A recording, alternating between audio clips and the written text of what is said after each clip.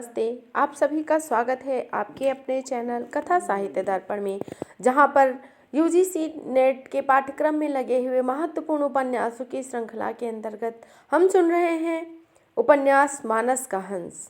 इससे पहले हमने धरती धन्ना अपना उपन्यास का अध्ययन किया है, जो कि नेट के पाठ्यक्रम में लगा हुआ है। मानस का हंस भी हम 3 भागों में प्रस्तुत कर चुके हैं। आज इसका चौथा भाग लेकर आए हैं। इससे पहले हमने देखा कि तुलसी बाबा, जो कि अपने बचपन के असहाय दिनों का वर्णन करते हैं, अपनी पार्वती अम्मा के बारे में बताते हैं। यह उपन्यास अमृतलाल नागर जी के प्रसिद्ध उपन्यासों में से एक है। जीवनी परक उपन्यास, तुलसीदास जी की जीवनी इसमें लिखी गई है। अभी तक तुलसी बाबा अपने बचपन के बारे में बताते हैं। बेनी माधव उनके शिष्य हैं, जो कि उनके बचपन के बारे में जानकर उनकी जीवनी लिखना चाहते हैं। तुलसी बाबा ने अपने नरहरि गुरु के साथ भेंट होने और उनके साथ अयोध्या जाकर रहने और वहाँ के कुछ अनुभव वह अपने मुख से अपने शिष्यों को बताते हैं। उनके शिष्यों में रामू, राजा भगत, बेनी माधव, और जहाँ भी वह जाते हैं वहाँ हजारों की भीड़ हो जाती है। इस समय बेनी माधव जी उनकी जीवनी लिखते हैं। बाबा रोज गंगा स्नान करते हैं, आते हैं, व्यायाम करते हैं और वह अपनी दिनचर्या इसी तरह बिताते हैं। अपनी दिनचर्या को पूरा करते करते उनके शिष्य उनको घेरे रहते हैं और बाबा इस समय बीमार चल रहे हैं। उनकी बीमारी और अंतिम अवस्था को देख उनके शिष्यों को बड़ी चिंता होती है। उनके सभी शिष्य चाहते हैं कि बाबा स्वस्थ रहें, दीर्घायु रहें, और वह सभी को राम राम का मंत्र सुनाते हैं और जो भी उनके पास आता है उससे कहते हैं राम राम कहो, राम राम कहो।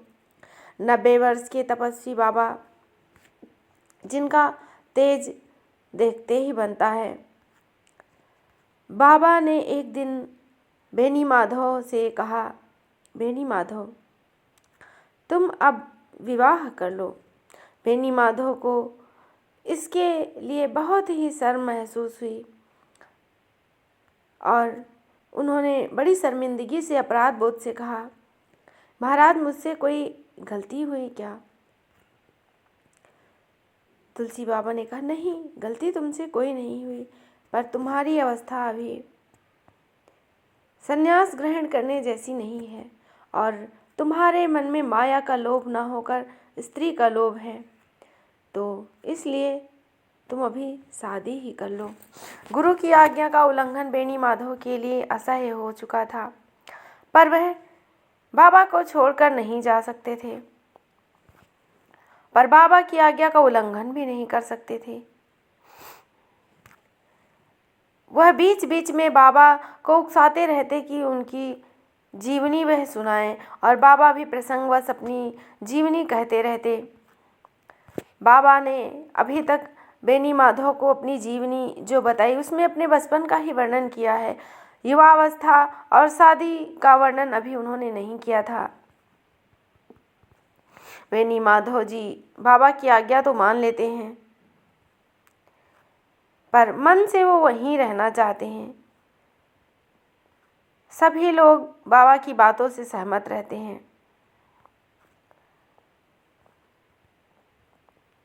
बेनी माधव जी जब बाबा के साथ नहाने जाते हैं उससे पहले ही बाबा रामू के साथ चले जाते हैं।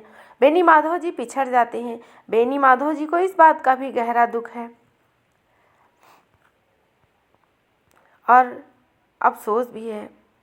बेनी माधव से तुलसीदास जी कहते हैं, बेनी माधव तुम्हारे भीतर कोई अनबुझी चाहना है, वही विद्रोह कर रही है और कुंठित भी हो जा रही है।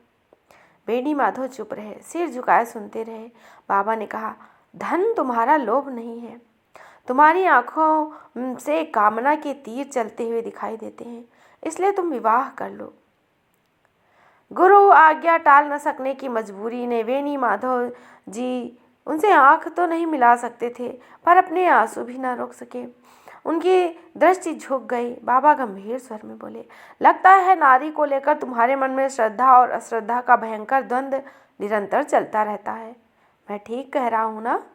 हाँ गुरुजी। कारण?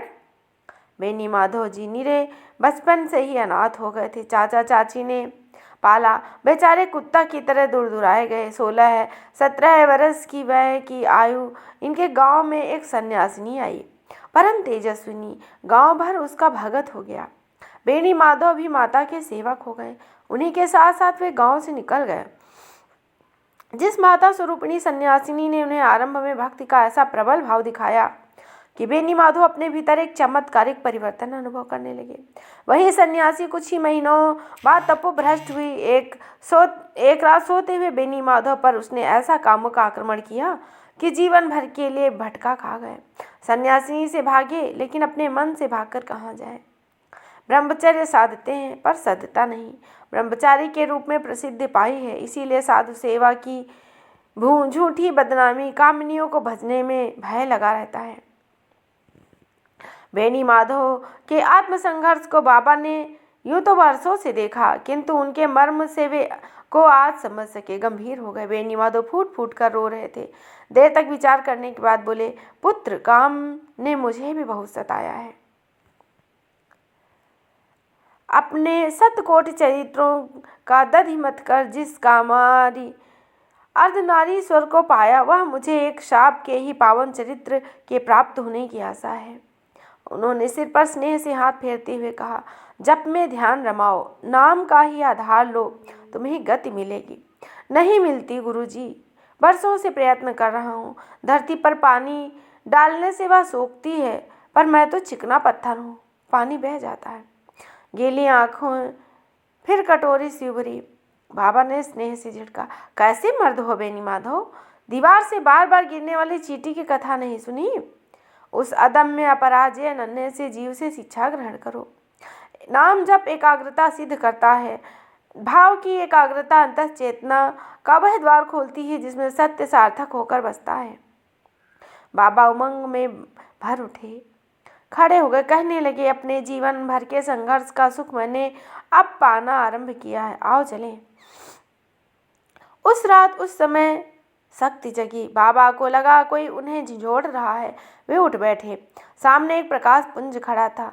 पुरुष के चरण नख बिंदु एक ज्योति से निकलकर उनकी काया के चारों ओर इंद्रधनुष की तरह फैल रहे थे। उनकी सांसों में समाई रामधुन बढ़ती जा रही थी। ऐसा लग रहा था मानो देह की संगीत लहरियां भर रही हैं। उन्हें अपने कपाल के मध्य गुदगुदी सी अनुभव हुई और वह गुदगुदी बढ़ते बढ़ते असह्य हो गई। बराबर जी चाहता था कि सर रगड़ ले, परंतु उठ जाने का भी साहस नहीं था। हठ पूर्वक रोके रहे अपने आप को। श्रद्धा से भीतर का द्वंद्व छिड़ गया। उपन कर शब्द फूटते हैं, स्वार्थ साधक परमार्थ दायक नाम, राम नाम सारिखो न और हितु है। तुलसी सुभाव कही साचिए, पैरगी सही, सीतानाथ नाम नित चाहूँ को चीहूँ है। चेष्टा सिमटकर शून्य हो जाती है। इन्हें ऐसा लगता है कि राम शब्द मानो कील की नोक बनकर उनकी भ्रकुटी में घुसता चला जा रहा है। अचेत हो जाते हैं। उस दिन बाबा सारे दिन मौन रहे, हर वस्तु से अलिप्त और अपने में तन्मय रहे। बातों का उत्तर सिर में हाँ या ना में ही दे रहे थे। उस दिन नर नारियों को कथा में अपूर्व अलौकिक रस मिला। प्रत्येक जन यही अनुभव कर रहा था मानो चित्रकूट में राम जी का अतिथि समाज इसी समय उनके बीच ही उपस्थित हो और फलाहार कर रहा हो। बाबा को भीड़ से बचाकर एकांत में लाना सहज काम नहीं था, किंतु रामू और बेनी माधव राम जीवन आदि की तत्परता से बाबा को व्यासपीठ से उठाकर घाट के तख्त पर लाया गया। बाबा को अचेत देखकर भीड़ व्याकुल हो उठी। वह सारा दिन चिंता कारक रहा। बाबा 2 बार और अचेत हुए। सहसा बातें करते, जहाँ उनकी आदत के अनुसार मुख पर राम शब्द आ जाता था, वहीं से भाव बिगड़ते होकर गिर पड़ते थे। हर वचन वैध बुलाए गए, पर वे उसमें क्या देह पाते। माथे पर बादाम रोगन की मालिश की जाने लगी। सभी व्याकुल रहे। बाबा को खाने की इच्छा ही मानो समाप्त हो चुकी थी। हमेशा उनका पेट भरा भरा लगता। तबीयत का हाल जब पूछा जाता तो ये चूम कर कह देते, चिंता ना करो, बहुत अच्छा हूँ। उस दिन बाबा की कोठरी में रामू किसी को आने न देता था। मात्र राजा भगत अड़ गए, बोले, हम तुम्हारे जी का मरम समझते हैं, बाकी तुम अजी निरे बच्चे हो, महाराज हम ही पढ़ेंगे, कहकर कोठरी के द्वार पर अड़ गए।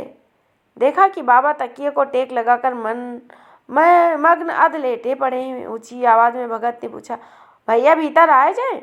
आओ आओ राजा। भैया हमारी इच्छा है कि आज तुम्हारे ही पास रहें। हम सब समझ गए, हमारा हियाँ रहना जरूरी है। रहो रहो। और गहरा झूमता हुआ सर फूटा। सब कोई रहो, हमें क्या, हम तो एक रामचंद्र, हमारे तो एक रामचंद्र हैं। राम राज रो नाम साधु सुर तरु है, राम रावरो नाम साधु सुर तरु है। सुमिरो त्रिविध धाम हरत पूरन काम, सकल सुकृत सरसिज को सरु है। भगत जी, बेनी माधव जी, राम जी आवन, हर वचन वैद और राम दुलारे उस दिन छोटी सी कोठरी में भीड़ बनाकर जम गए। रामू उनकी चरण सेवा में लग गया। उस समय भगत जी ने नौजवानों की सी फुर्ती दिखाई। संत जी के कंधे पर हाथ रख उन्हें धीमे से ढकेलते हुए बोले, बैठो बैठो संत जी, हमने जवानी में भैया की बहुत मालिश की है। कहकर वे बाबा के सिरहाने बैठ उनका सिर दबाने लगे। कौन है? भगत? अच्छा अच्छा, हाँ भैया, हम छोटे रहे तो हमारा सिर बहुत पिराता था। पार्वती अम्मा ऐसे ही दबाती थी। वह अमृत रस आज फिर पाया है। राम तुम्हारा भला करे। हमारी पार्वती अम्मा साक्षात पार्वती जी नहीं, उनकी बड़ी याद आती है। बेनी माधव का कथा रस कुछ पूछने को उत्सुक हुआ। भगत जी का बायां हाथ दबाते दबाते रुक गया। नाक पर उंगली रखकर उन्होंने चुप रहने का संकेत किया। सत जी मन ही मन बड़े कुंठित हुए। उन्हें लगा कि तुलसीदास जी पर मानो दो ही व्यक्तियों का पूर्ण अधिकार है। उनका दुख और क्षोभ मन में फूलने लगा। गुरु जी, उत्तर देते हुए संत जी के स्वर में उत्साह और आनंद आया। बाबा ने पुकार कर उन्हें मानो आश्वस्त किया कि वे उन्हें भी अपना मानते हैं। बाबा कहने लगे, तुम्हारा मन क्या कहता है? हमारी पार्वती अम्मा मुक्त हो गई होंगी। बड़ा कष्ट पाई बेचारी, इतनी तपस्या की और फल क्या मिलता? उनकी तपस्या का फल आप हैं गुरुजी। हाँ हम हैं, राम राम है, राम है। थोड़ी देर में ही लोगों को लगा कि बाबा को झपकी आ गई। धीरे धीरे सभी ऊँघ गए। केवल रामू ही अपलक उनके पास बैठा देखता रहा। चेहरा कितना शांत था। इंद्रधनुषी प्रकाश कूप के तल में 10 बत्तियों वाला दीप चमक रहा हो जैसे। अब तुम क्या देखती हो तुलसी? तुम्हारी इच्छा शक्ति अब तुम्हें सब कुछ प्रदान कर सकती है। क्या लोगे? ऐसा तुलसी मन में सोच रहे थे। इंद्रधनुषी कूप से क्रोध भरा स्वर उबला, अब मैं नहीं आऊँगा। बालों की ऊंची कगार का अंतर दृश्य ढह गया। अंधकार की नदी में छपाछप विलीन हो गया। बाबा एक बार घबरा कर उठ बैठे। ये क्या हुआ राम? सारी देह कांपने लगी, पसीना पसीना हो गई, आंखें छलछला उठी। विगलित स्वर फूटा, दीन बंधु दूर कियो को न दूसरी शरण। आपको भलो है सब, आपने को कहो काहो। सबको भलो है राम राव रे चरण। उनकी मजे हुए तवे किसी चमकती हुई देह बुझी राख जैसी लग रही थी। बाबा के चौंकने से सभी जाग पड़े। बाबा की यह विकलता लोगों के लिए चिंता कारक बन गई। श्रद्धालु भीड़ नृत्य की तरह उनके चबूतरे पर आकर जुट गई थी। सब अपनी चिंताओं की गठरी लेकर इस महान संत के द्वार पर अपने दुख भार छोड़ने के लिए आ जाते। परंतु यह कौन जानता था कि दूसरों को कष्ट हरने वाला महापुरुष इस समय अपनी ही मानसिक यातनाओं में अत्यधिक त्रस्त है। संत बेनी माधव बाहर के लोगों को मना करने चले गए कि आज बाबा अस्वस्थ होने के कारण किसी से नहीं मिलेंगे। परंतु जैसे ही वे चले वैसे ही बाबा के मन में उनके मन की बात दर्पण सी प्रतिबिंबित हुई। वे हाथ उठाकर बोले, नहीं बेनी माधव, मालिक के काम की अवहेलना करने का साहस ये गुलाम कभी नहीं करेगा।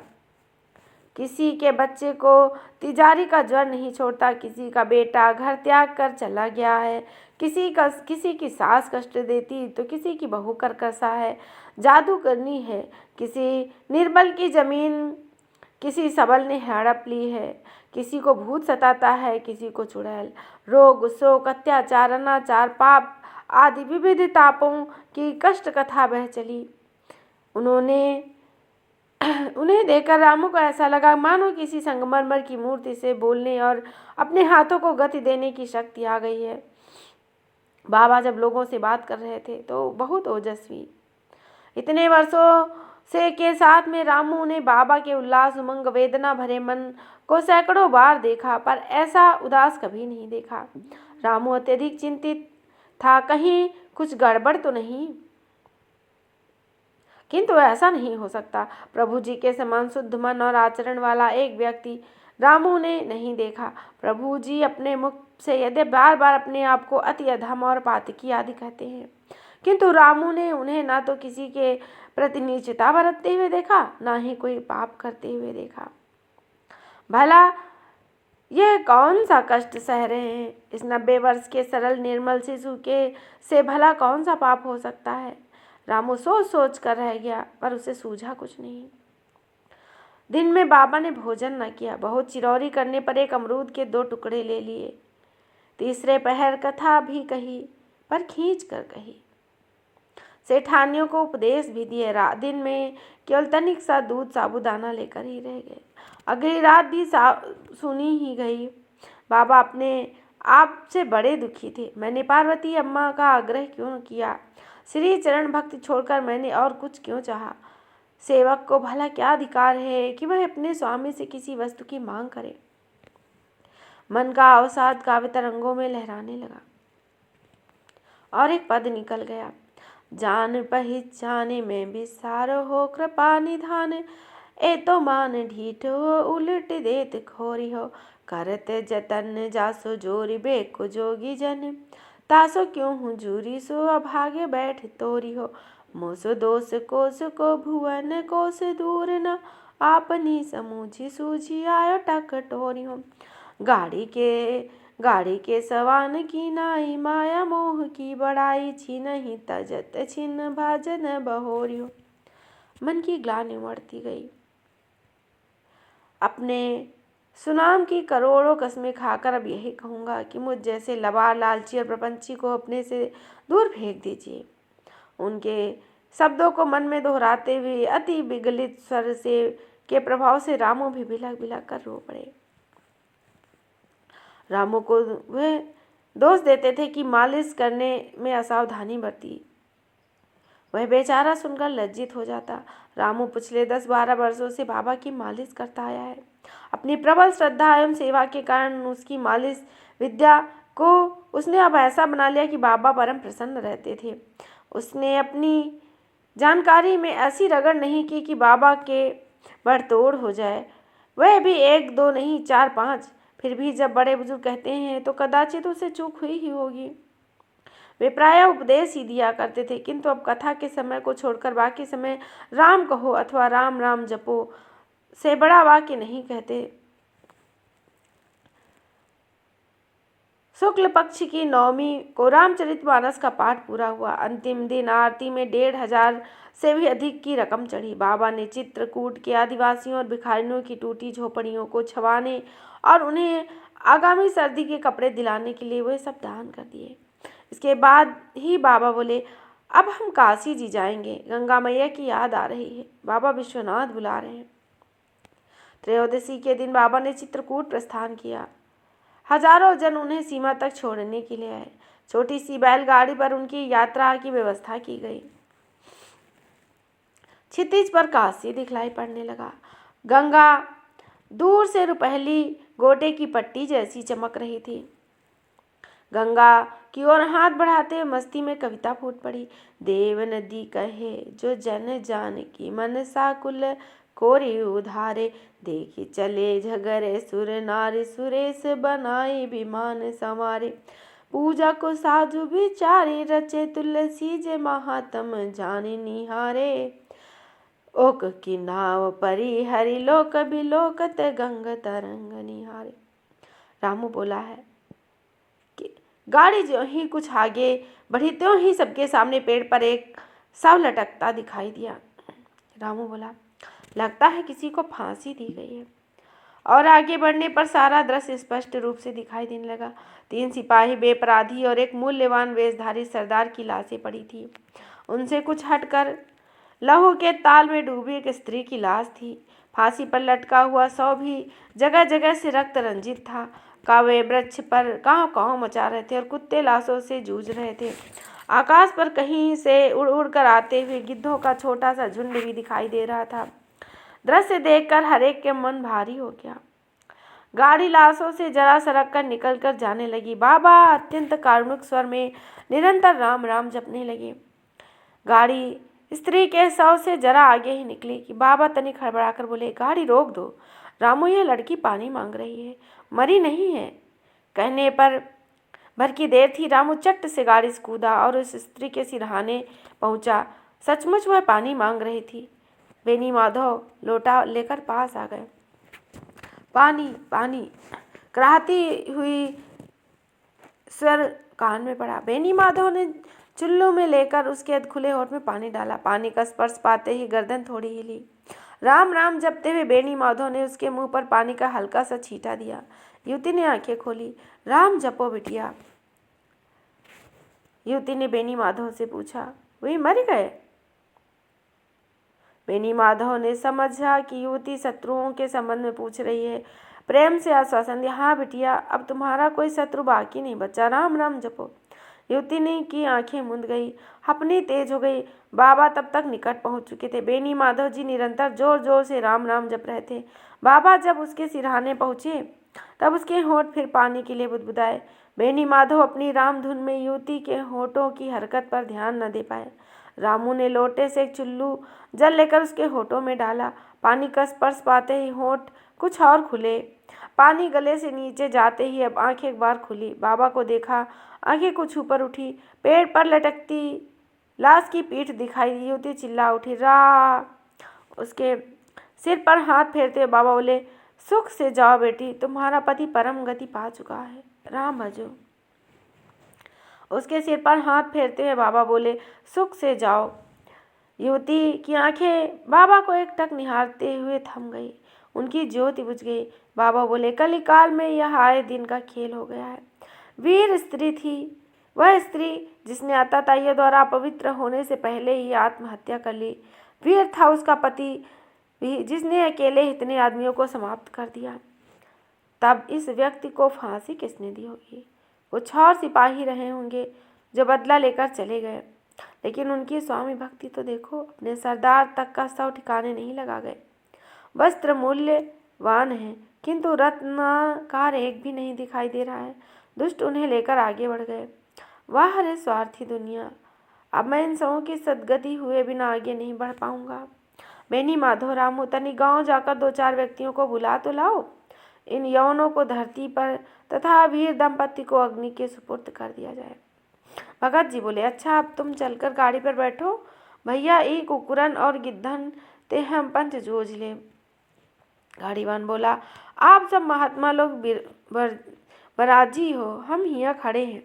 गाड़ी पर बैठे हुए बाबा गंभीर भाव से कहीं अदृश्य लोक में खो गए। भगत जी बोले, हमार तो जन्म बीत गवाई है, कलिकाल के अत्याचारन का देखा देखा मनई के प्राणन का कोनो मूल्य नहीं रहा। बाबा बोले, अकबर शाह के समय में थोड़ा बहुत सुशासन आया था, अब वह भी समाप्त हो गया।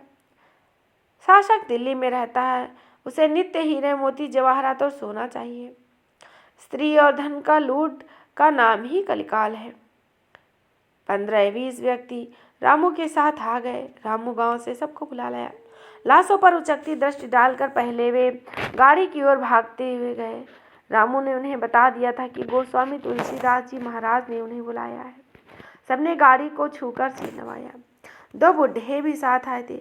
उन्होंने सबसे कहा, जाओ जाओ, इन वीर पति पत्नी की चिता तैयार करो, दुष्ट सारन को पड़ा रहे दे, गिद्ध खाए। बाबा ने तुरंत हाथ उठाकर कहा, ना ना, मनुष्य है, काया को सदगति मिलनी चाहिए। बुढ़ा बोला, अरे महाराज, हम तो इनकी सदगति करें और अभी इनके साथी संगी लौट आए तो सब मिलके हमारी ही गति बना डालेंगे। राम है भैया, राम। कभी होम करते हुए हाथ जल अवश्य जाता है, पर राम जी की दया हमेशा रहती। बुढ़ा बोला, यह दुष्ट किसी को दया नहीं दिखाते। उत्तर सुन बाबा हल्की सी हंसी हल्का बोले, दुष्ट यह तो है ना, तो दया क्यों दिखाएंगे। काशी नगरी की सीमा प्रवेश द्वार पर से ही कुछ पंडा प्रतिनिधियों ने उन्हें एहर आवा हो जजमान कहकर ललकारना आरंभ किया। दो पंडे दौड़ते हुए पास आ गए। लठिया में बाबा को बैठा हुआ देखकर एक प्रौढ़ पहलवान नुमा पांडे ने घृणा से मुंह बिचका कर कहा, अरे ई तो गुसैया हो। रामू, बेनी माधव आदि के चेहरे पर तमक आ गई, किंतु बाबा खिलखिलाकर हंस पड़े। कहा, हाँ रे, अब तुम्हारे यजमान करवत लेने के बजाय राम नाम लिया करेंगे। अरे तुम्हें भवानी घाय अधर्मी, तुरे रोम रोम राम रमे। बाबा ने पांडे की गाली को अपने भाव से मढ़ लिया और कहा, राम कहा कर बचवा, इस शंकर जी की नगरी में भला काली गुंडई का क्या काम है। अरे जा रे, सवेरे सवेरे तुम्हारा मुख देखकर हमार तो बोहनी बिगड़ गई। कहते हुए वे लौट गए। दूसरा युवक पग पग पर उसके साथ जाकर फिर लौटा और हाथ जोड़कर कहा, बाबा, ई मंगली के कारण हम सबको शराप न दीजिएगा। महाराज, आप ऐसे महात्मा से कुवचन बोलकर जाने कौन से नरक में ठिकाना मिलेगा इस नीच को। बाकी हमें आप क्षमा कर दीजिए। करवत का वह कटुभाषी पंडा अपनी जगह से ही चिल्लाया, अरे आता है कि नहीं सारे, जजमान न मिला तो तुझे ही ले जाकर करवत को दे दूंगा। दूसरा पंडा उसकी ओर बढ़ते हुए चिल्लाकर बोला, अरे जा जा, तेरे बाप दादे 7 पीढ़ी के तक के आवे तो भी हमारा कुछ नहीं बिगाड़ सकते। गंगा और अस्सी के संगम घाट के ऊपर एक पक्की इमारत बनी हुई थी। उसके पहले एक अखाड़ा भी था। उसके ऊपर छप्पर छाया हुआ था और बालक, युवक और प्रौढ़ लोग वहां दंड बैठक लगाते थे, मुद्गर घुमाते और मालिश करवाते थे या फिर अखाड़े को कुश्ती लड़ते दिखलाई पड़ते। अधिकतर लोग घाट की सीढ़ियों अथवा चबूतरों पर बैठे पूजा में मग्न थे। बाबा को देखकर अखाड़े के लड़कों ने बाबा आ गए कहकर जैसे ही चिल्लाना आरंभ किया, जैसे सूर्य भगवान को देखकर चिड़िया चहकती हैं। थोड़ी ही देर में बाबा अपने भक्तों से घिर गए। रामू और बाबा दोनों ही बनारस वापस आकर अत्यंत मगन थे। बेनी माधव और राजा भगत को मकान के ऊपरी भाग की 2 कोठरियों में बसने का आदेश दे बाबा अपनी कोठरी की ओर बढ़े। बाबा का द्वार सफेदी से पुता हुआ था। द्वार के चारों ओर राम नामी से अंकित गणेश जी बने हुए थे। अगल बगल दीवारों पर ऐसे ही राममय स्वास्तिक और कमल बने हुए थे। कई युवक बाबा को सहारा देते अथवा उनको आगे पीछे से घेरे हुए थे। उनकी अनुपस्थिति में किसी भक्त ने चारों ओर गेरू और चूने से राम शब्द के बड़े ही कलात्मक और सुंदर बेल बूटे चीत दिए। चौकी के सामने ही दीवार पर राम नाम की तरंगों में एक राम नामी भी हंस भी बनाया गया था। वाह, तुम लोगों ने तो इस कोठरी को बैकुंठ बना दिया। किसने किया यह सब? बाबा को सहारा देकर चौकी पर बैठाते हुए एक युवक बोला, कन्हई, इसे एक दिन पुतवा रहे थे, तब सुमेरु रगसाज इधर से आए। उन्होंने आपके नाम की कुछ मान्यता मानी थी, सो पूरी हो गई, तो बड़ा प्रसाद वरसाद लेकर आए दर्शन करने। उन्होंने कहा, इस कोठरी का हम राम श्रृंगार करेंगे। वाह, बड़ा राम भगत है, सदैव उसका मंगल हो।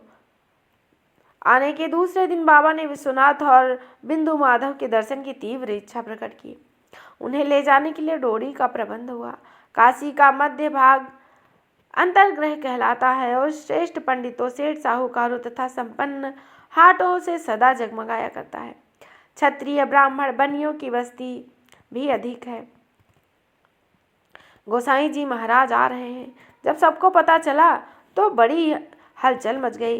राम बोलावा, बाबा या रहे हैं, हर हर महादेव, जय श्री राम आदि ध्वनियाँ मंदिर के अंदर गूंजने लगी। कईयों ने घृणा और उपेक्षा से मुंह बिचकाए, किंतु बाबा के लिए मार्ग बनता गया और वे मंदिर पहुंच गए। मंदिर के पुजारियों में बाबा के विरोधी अधिक थे, किंतु महंत जी उनका बड़ा आदर करते थे।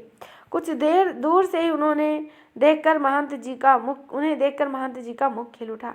बाबा सहारा लेकर बढ़ रहे थे, किंतु शंकर की मूर्ति देखते हुए बड़ी आनंद में मग्न हो गए। दर्शन करते हुए हाथ बढ़ाकर सकंठ पाठ करने लगे।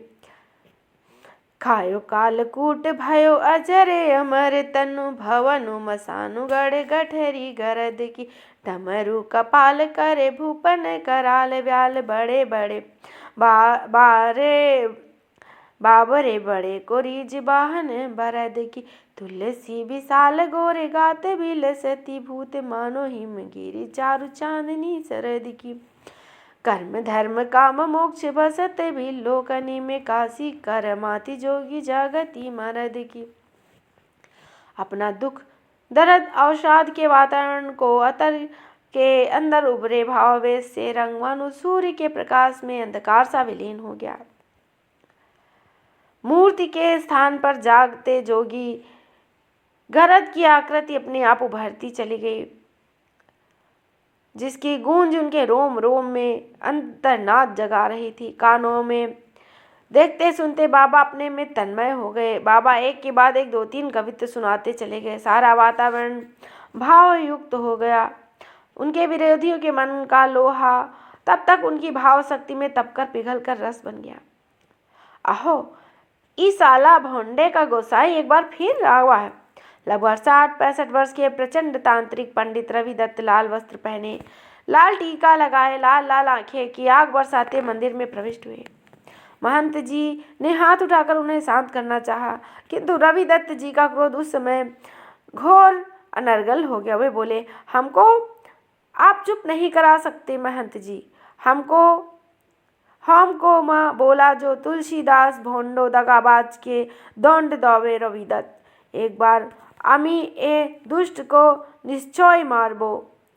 आपने कमंडलू से चुल्लू में जल लेकर ओम ओम आगच्छ आगच्छ मार्य मार्य मंत्र का पाठ जोर जोर से आरंभ करके फिर धीरे से होंठ बुदबुदाते हुए अंत में कर्कश स्वर में स्वाहा शब्द के साथ झटके से उनका हाथ उठ बाबा पर जल छिड़कना चाहा, किंतु पहले से ही सावधान रामू ने छपाक से आगे बढ़कर उनके उठे हुए चुल्लू को ऐसा झटका कि पानी स्वयं रविदत्त के मुख पर ही पड़ गया।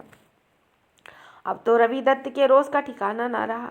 सांप का विषदंश उनके ही शरीर में संयोग से चुभ गया। महंत जी उठे। बाबा ने भी दृष्टि फेर कर देखा। रविदत्त रामू को मारने के लिए झपटे। बेनी माधव और बाबा को आगे खड़े युवकों ने रोक लिया। दर्शनार्थियों की कौतूहल भरी दृष्टि उस नाटक को खड़ी देखती रही। पंडित रविदत्त बावले की तरह प्रलाप कर रहे थे। बाबा शांत स्वर में बोले, रविदत्त शांत हो जाओ। आप जैसे सुप्रतिष्ठित तंत्र विद्या विशारद। उनका स्वर पूर्ण नहीं हो पाया। चुप कर साला भोंडो। एक युवक ने तहस में आकर पंडित रविदत्त की दाढ़ी पकड़ ली। बाबा ने उसे बरजा, कन्हई दूर हटो। फिर भी नम्र स्वर में बोले, रविदत्त जी से कहा, देवस्थान में क्रोध का प्रदर्शन ना करो, मैं जा रहा हूँ, चलो राजा। कहकर बाबा ने भोले बाबा को प्रणाम किया और रविदत्त की तनिक भी परवाह न करते हुए लड़खड़ाते हुए बाहर निकले। रविदत्त चिल्लाते रहे। उन्होंने तुलसीदास जी को पृथ्वी से उठा लेने तक की प्रतिज्ञा कर ली। मंदिर के आंगन में अनेक भक्त गोस्वामी जी महाराज की महत्ता बखान रहे थे और रविदत्त की निंदा कर रहे थे। एक ने कहा, अरे जब बटेश्वर महाराज जैसे प्रकंड तांत्रिक गोस्वामी बाबा का कुछ न बिगाड़ सके तो ये रविदत्तवा का उखाड़ लेगा। मंदिर के भीतर समझाने वालों की भीड़ से घिरे पंडित रविदत्त यह सुनकर बड़ी जोर से उखड़े। अपने शुभ चिंतकों का घेरा तोड़कर बाढ़ के प्रचंड प्रवाह की तरह बाहर निकले। हम क्या उखाड़ सकता है देख, कहकर वे द्वार तक पहुंच जाने वाले बाबा की ओर एक बूढ़े से लठ उनके हाथ से छीनकर झपटे, किंतु हड़बड़ी में चौखट लांघते हुए ठोकर खाकर धड़ाम से गिर पड़े। भीड़ के कुछ लोग उन्हें फर्श पर गिरा देकर एकाएक जोश में बजरंग बली की जय, बाबा विश्वनाथ की जय कर उठे। थोड़ी ही देर में काशी की गली गली में यह खबर गूंज गई कि विश्वनाथ बाबा के मंदिर में गोस्वामी तुलसीदास जी पर आक्रमण करने वाले रविदत्त पंडित को हनुमान जी ने उठाकर पटक दिया। सुनकर बाबा खिलखिलाकर हंस पड़े। अरे भैया, बजरंग बली के मारने के लिए अनेक दुष्ट पड़े हैं। बेचारे रविदत्त को तो केवल एक यही दोष है कि वह निर्बुद्धि है। बेचारा अपने ही आवेश में गिरकर चोटीला हो गया। राम जी शीघ्र ही उसको स्वस्थ कर दिए। स्वस्थ? अरे महाराज, उसकी तो हड्डी पसलियों तक का चूरा हो जाना चाहिए। दुष्ट दिन रात माँ माँ चिल्लाकर ढोंग रचाया करता है।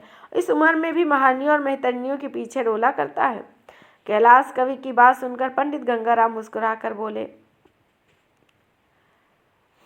रविदत्त के कतिपय विरोधियों ने उसके विरुद्ध बहुत सी झूठी बातें उड़ा रखी थी। रविदत्त निर्बुद्धि अहंकारी अवश्य है, जगदम्बा के नाम पर वारुणी का सेवन भी करता है, किंतु वह कट्टर धर्माचारी तांत्रिक है, व्यभिचारी नहीं।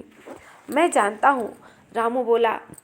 तब तो महाराज उसे आपने ही मंत्रपूत जल के छींटों से मर जाना चाहिए। पूछे जाने पर उसकी सारी कथा सुनाई। पंडित काशीनाथ बोले, अरे भाई, उसके मंत्रपूत जल में से शक्ति उत्पन्न नहीं होती। हाँ, वारिणी के एक चुल्लू से वह कदाचित उल्लू भले ही बन जाता है, पर मरता नहीं विश्वनाथ जी। किंतु है रविदत्त वह बड़ा कुटिल। तुलसीदास, स्मरण करो इसकी तांत्रिक सिद्धियों ने तुम्हें कितना सताया है। गंगाराम ने कहा, अरे हमका का सतई है, भूत पिशाच निकट नहीं आवे, महावीर जब नाम सुनावे, संकट मोचन के आगे कौन खड़ा हो सकता है। धन्य है महात्मन, आपकी अटल श्रद्धा से हम सदा ही के न जूझने वाले महात्माओं को ऐसा लगता है कि बंद तहखाने में ताजो पवन झकोरो आने लगे हों। जय राम, सेठ ने गदगद भाव से कहा। जय श्री राम। पंडित काशीनाथ की बात से गर्व स्फूर्ति लेकर कैलाश जी बोले, अरे हमें तो 73 वर्षों से यह वरदान प्राप्त है, हम इनसे 4 बरस छोटे हैं। पहली बार मेघा भगत की यह बात भई रही, फिर तो साथ साथ बद्री, केदार, मानसरोवर, द्वारका तक की यात्रा की है। कैलाश जी की बातें सुनकर गंगाराम जी मंद मंद मुस्काए। जब उनकी बात समाप्त हुई तो धीरे से गर्दन उठाई और कहने लगे, इन देवता को मित्र बनाकर तुलसी, तुलसिया, राम, बोला आदि कहकर पुकारने का सौभाग्य आप लोगों के बीच में सबसे पहले मुझे ही मिला। 12-13 वर्ष की आयु से हम साथ साथ हैं। राम भक्ति तो मानो इनकी घुट्टी में पड़ी है, पर भाई भूत से ये कुछ कम नहीं सताए गए। हाँ हाँ हाँ कहकर तुलसी, बताओ तुम्हारा हाल, बता दें। बेनी माधव की उत्सुकता उनकी आंखों में गेंद सी उछली। बाबा बड़ी स्नेह भरी दृष्टि से अपनी सहपाठी को देखते बोले, सुनाओ सुनाओ, इन सबका मनोरंजन और मेरा आत्मावलोचन हो जाएगा। तो हमने सुना तुलसी जी के बारे में, और आज हम यहीं तक सुनेंगे। इसके आगे का भाग अगले भाग में देखेंगे। उम्मीद है आपको यह उपन्यास अवश्य पसंद आएगा। अत्यंत महत्वपूर्ण, परीक्षोपयोगी उपन्यास। आप इसे अवश्य ही सुने और अपने मित्रों को शेयर करें, हमारे चैनल को सब्सक्राइब करें। पुनः इसके आगे का भाग लेकर हम उपस्थित होंगे। तब तक के लिए धन्यवाद। जय हिंद, जय हिंदी।